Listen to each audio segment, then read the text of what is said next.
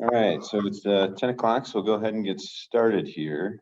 So my name is Peyton Brom, and I have Jerry Mills with Acoustiflow on our coffee break today. So Acoustiflow can do retrofit applications or it can do new air handlers. And so we can do it in a modular box or a custom box, or obviously retrofit applications. So Acoustiflow is different than your EC fan array. Jerry will go through how we do that, but basically it's still a direct drive plenum fan, but we get acoustic and efficiency and dimensional benefits with Acoustiflow. So I'll let Jerry Mills, president of Acoustiflow, kind of go through his slides and describe, what the benefits are. All right, I'll make it as brief as I can, but I'll give you as much information as possible. Historically, Acoustiflow was an Axivane fan supplier. We did a lot of work starting way back in the early 90s with high efficiency fans using Axivane for all air buildings as well as semiconductor fabs.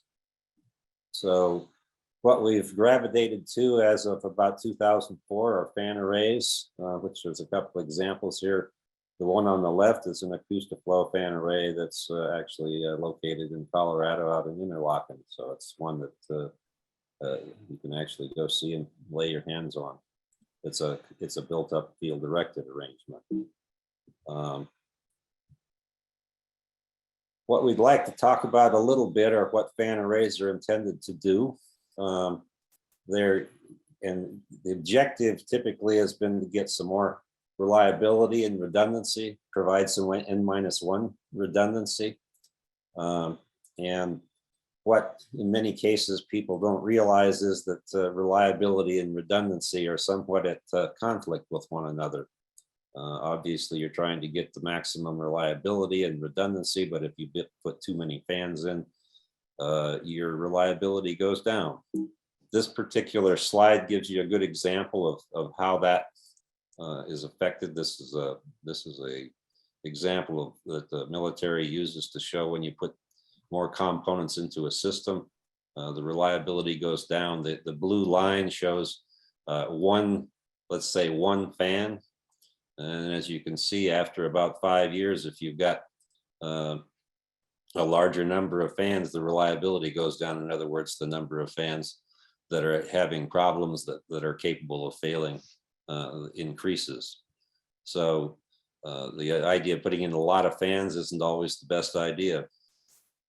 Also looking at the efficiencies of systems, looking at motor horsepowers and motor sizes. Smaller horsepowers, smaller fan systems are less efficient.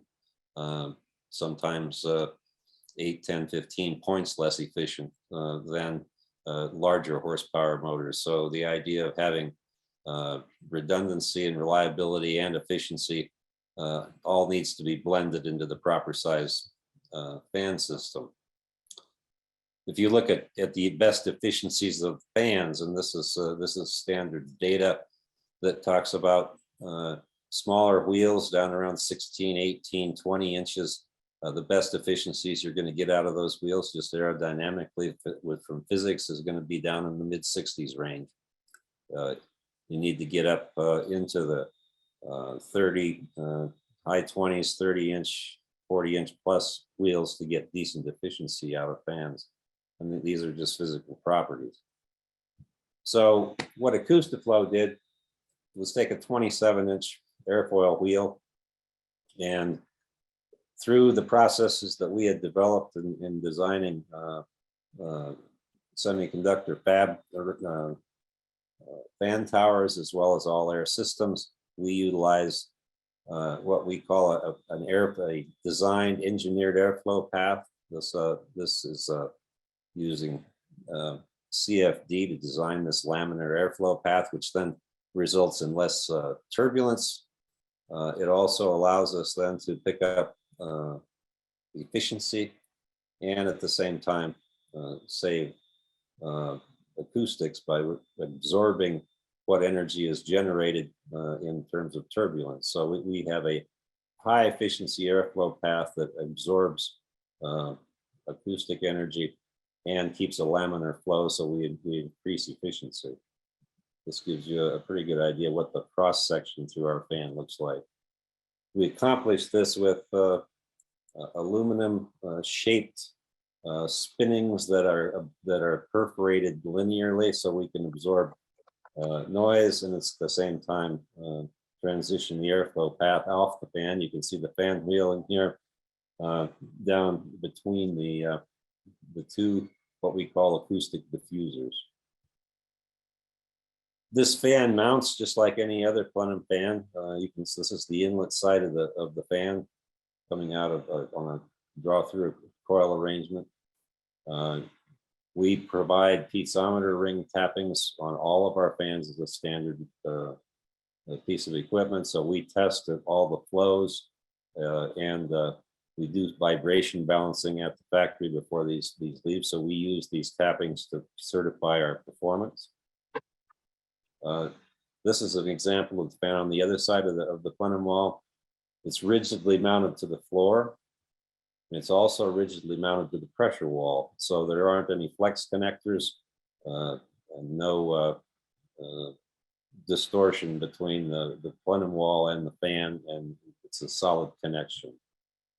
The motor, the wheel, and the diffuser are all flexibly mounted and mounted as a unit, the inner diffuser. So the motor, the fan wheel, and this inner diffuser are all one component, and they're mounted on springs, so that the spring, we put 1-inch deflection springs in as standard, and so that we have the ability to balance our fans up to a BV5. Typically, they go out of the factory as standard at BV3. BV5 is available. Some of the options and accessories and things that we put on our fans involve shaft grounding, airflow measurement, vibration isolation, airflow isolation, inlet attenuators. As I mentioned in the previous slide, we provide piezometer rings that can be extended out and put on and tied into any sort of a calibrated device that you either want to provide or that the air handling manufacturer can provide. So you get immediate airflow readings off of each individual fan. If you're going to put in a fan array and you want to have the ability to operate fans if one quits or if you shut one down, you need to provide airflow isolation for each individual fan. We provide 2 standard dynamic airflow isolation accessories. One is a inlet check valve, is what we call it. This device rides up against the back of the fan wheel when the fan is running. If that fan shuts down, the back pressure from the other fans close this cone up against the inlet cone, basically get 100% shut off. It has no system effect, no effect on efficiency. The outlet check valve is also available for particular applications or cases where people prefer not to have anything on the inlet of the fan. This is also capable of operating without any system effect and provides about 90% backflow shutoff. One of the things that people don't really think about very much is that you've got 99% plus uptime with these fans, because all rotating piece of equipment is the motor and the drive. So whether you really need to have a dynamic shutoff is really based on whether you're going to be staging fans or turning them off and on, because the failure is so low that we recommend in many cases they put a manual isolation plate, which you can see here. The engineering staff can put a set of these in the machinery room. If a fan goes down, they can come in 5 minutes and have it shut off and achieve what they need for a lot less money, and there's no maintenance issues to it. It doesn't provide automatic capability, but it's available. One of the other things that we pride ourselves on is acoustics and the capability deliver a very acoustically quiet system. So we're involved in a lot of performing arts facilities, conference rooms, those sorts of things. The characteristics typically are that you're looking at 63 to 500 hertz bands. Large fans make low rumbling noises down the 63, 125 hertz. Smaller fans move up into higher speeds. So you end up with a bit of a dichotomy, if you will, between lower frequency rumbles where you've got a fan that's more efficient because they're larger wheels, but they're hard to attenuate, and the low frequencies cause you a lot of issues in terms of separating the fans and getting rid of the noise. If you look at a typical plug fan, what you've got is a lot of turbulence generated with air banging against the walls of the plenum wall, be they as separate units or whether they're all beating against each other. You've got a lot of turbulence creating regenerated noise. It affects the efficiency of the fan, takes away the pressure. So again, discussing what I talked about earlier, our dynamically designed flow path provides laminar airflow, absorbs noise, reduces generated noise at the fan. So our sound quality is much better. In the 63 to 500 hertz band, our average sound power levels are at roughly 8 to 12, 13 dB less in those bands than standard plug fans or plenum fans. This is just an example of that, comparing this against, I believe this was a Twin City box fan with coplanar silencers in it. You can see that Acoustiflow it has a much better sound spectrum all across the octave band spectrum. We also provide optional accessory of putting an inlet silencer on our fans. So this eliminates, in many cases, the need to put silencers in the air handling unit. We can get as much as 10 dB direct reduction in the third and fourth bands. Typically with this unit, it takes up 19 inches of space and has a very minimal effect on system efficiency. Giving you a bit of an example here, comparing the sound of different size fans and quantities of fans versus Acoustiflow. You can see that our particular fan arrangement over on the right hand side provides a superior acoustic performance to many of these fans that are larger quantities. And this is another acoustic reality, is that the more fans you've got to add additional, to multiply the sound, you've got to deal with additional noise. So you can see if you're looking at 2 fans, 4 fans, the sound quality and the sound output is going to be quite a bit less than it is with multiple fans. This is an example where a Hakon unit was laid out with sound attenuators with standard Twin City fans.